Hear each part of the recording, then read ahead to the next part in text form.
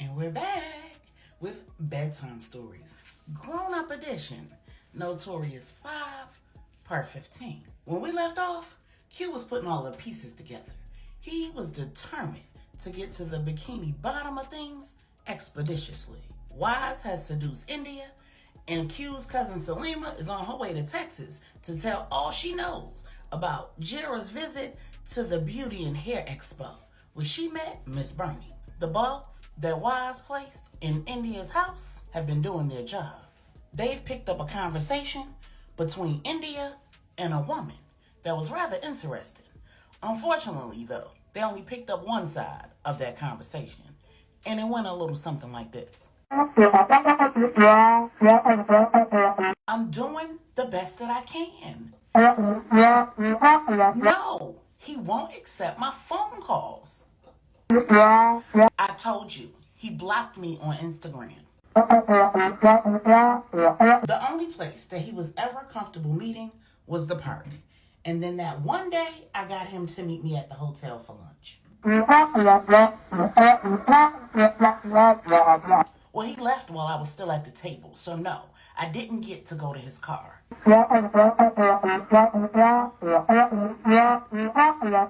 I don't think that he's on to me. I think that he just doesn't want anything to do with me. Of course I did. No, I didn't say or do anything. Listen, I was as surprised as you are. Maybe he's just that faithful. Yes, he said that. Yes, he did. But clearly he changed his mind. Okay. Okay, I understand. I'll let you know how it goes. All right, bye-bye.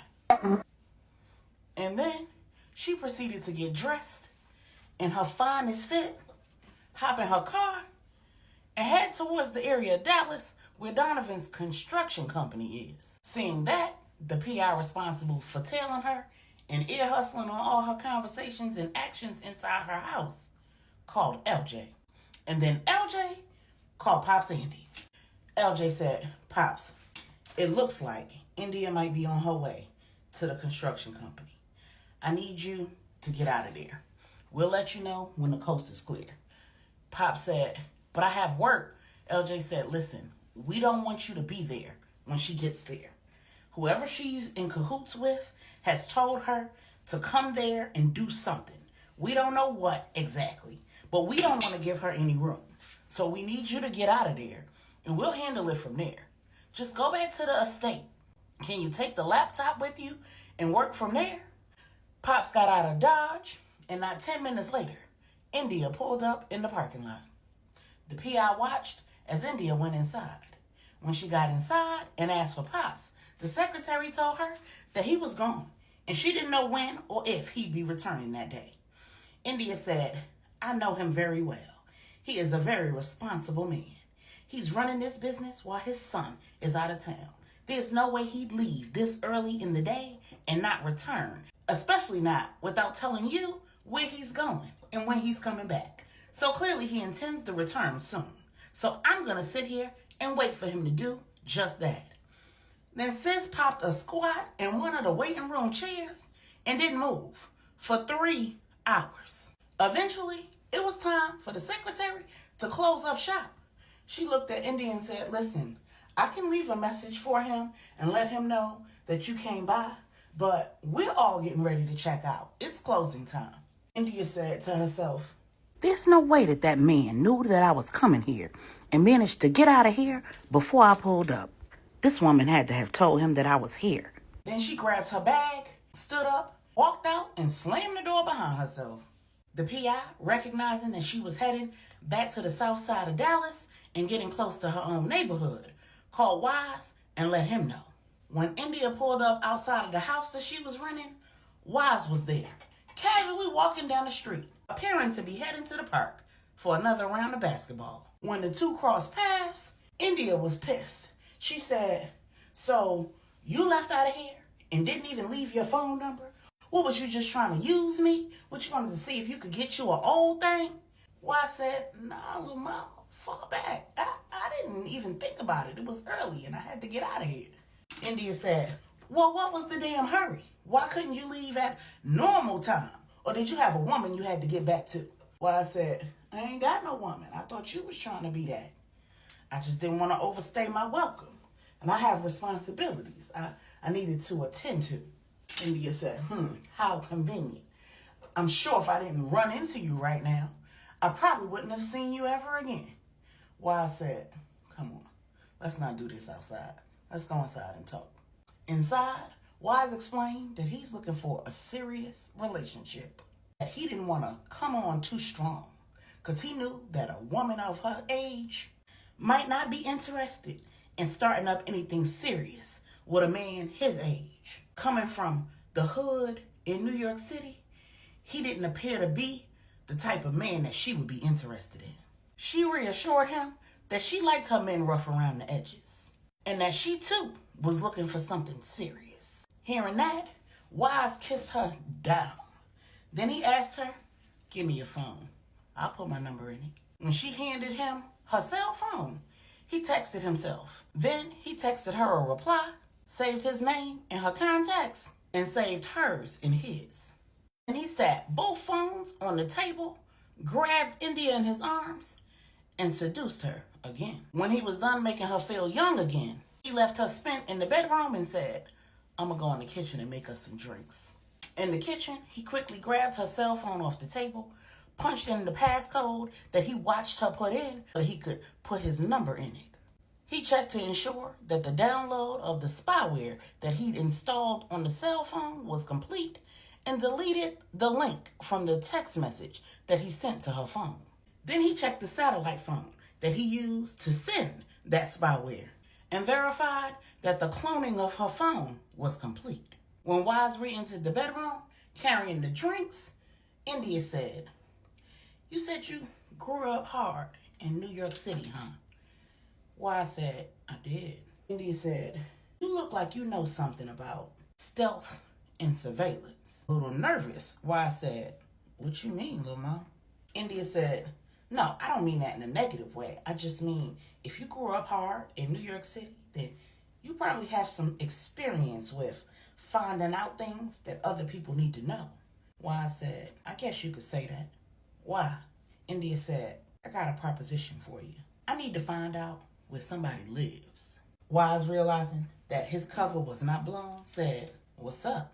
India said, so I have a friend who needs to know where a woman that we know in common lives. She had me contact that woman's husband, and he's not letting on.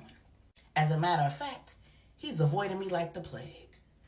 Not to mention, if I did follow him, he'd recognize my car. He kind of grew up the way you did, if you know what I mean. So he's pretty perceptive. Now, I don't think he's on to me. I just think, well, I said, hold on. This not some man you interested in.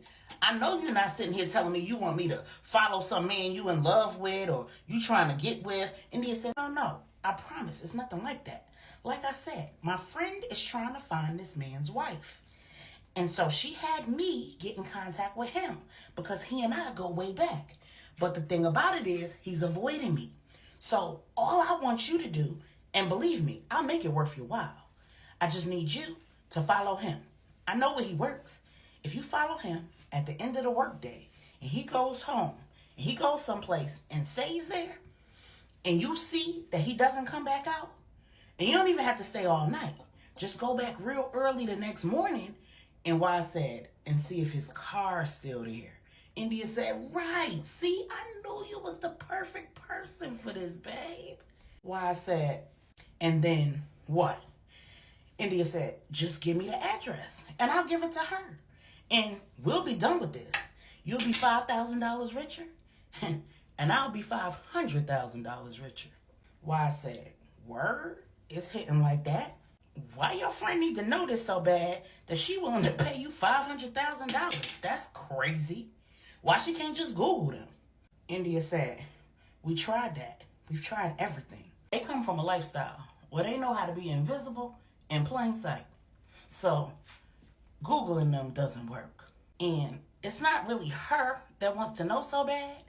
She's actually getting this information for somebody else. She's just asked me to help her get it. Why I said, well, why she can't get it herself if she getting it for somebody else? Why she got a third and now a fourth person involved? India said, because they know her. It's a long story. A story that I'm not at liberty to share because these are dangerous people. Why I said, dangerous? Trying to get me in some mama? India said, no, nothing like that. I'm just simply saying that they want what they want. And the sooner I can give them what they want, the sooner they'll be out of my hair. Reluctantly, Wise agreed to do it at solid. He said, man, I could really use that 5 G's. Otherwise, I wouldn't even get myself involved in no mess like this. Not knowing who the people are, why they want to know this information. Yeah, that kind of stuff could get you in trouble. And you say this man used to be like in the life? Like the life? India said, come on now, you a big, strong, handsome man. I'm sure you probably toting a pistol in that El Camino too. Why I said, listen, I do what needs to be done. You know what I'm saying, son? India said, all you doing is following him from a distance. I'm sure you know how to do that without being seen. He won't be expecting you or even looking for you. I'm sure he'd be expecting me, though. I said, all right, I got you, little mama. But do me a favor. Sing it to the mic real quick. With his libido fully satiated, Wise headed to the hotel restaurant to meet up with Woody and have a bite to eat so that he could get him caught up on all the details. At dinner, Woody told Wise, listen, bro, I'm headed out of town tomorrow night. I won't be back until late Sunday night, early Monday morning. This is your assignment until I return. So, your contact person will be Brianna. Keep it above board, bro. You want to make a good impression. She's one of the longest PIs and Q's employed. That means that her opinion matters. I'm not hating on you or how you put your mat game down. I'm simply letting you know that we do business over pleasure here. There are too many available women ready and willing to get it in. You don't need it where you eat. You feel me? Why I said, listen, man, you've explained this to me already. And I know I flirt a little, but that's my personality. Now, I can't promise you that I ain't gonna tap nothing. I can commit to not going after any of these broads. And if anybody wife try to push up, I'm rejecting that. I don't do other men's women. But if any of these single broads seriously trying to get at the boy, I don't know if I could promise you that they'll be off limits to me just because you've decided that they off limits to you. How I see it, I'm freelance right now. I'm feeling Dallas. And I like this little setup we got going here. But it's clear that I'm not an official part of this team. And since it can go either way, I'm going to do me. Instead of telling me who's off limits, tell them that I'm off limits. If they don't dangle the carrot, I won't bite. Woody said, you know what? That's fair. All the women in the firm and all the women in the family know that we don't do that. And as long as they're not offended by you being you, you'll be good. But the minute Q or LJ say it's a problem, you out of here, nigga. After wrapping up their discussion and their meal, the two men headed towards the hotel exit. They're about to go and find some trouble to get into. The good kind. When Wise pulled up short and pushed Woody back inside, he looked at him and said, was that Detective Erickson? Not your wig pushed back. Rule number uno. Never let no one know how much dough you hold. Cause you know that try to breed jealousy.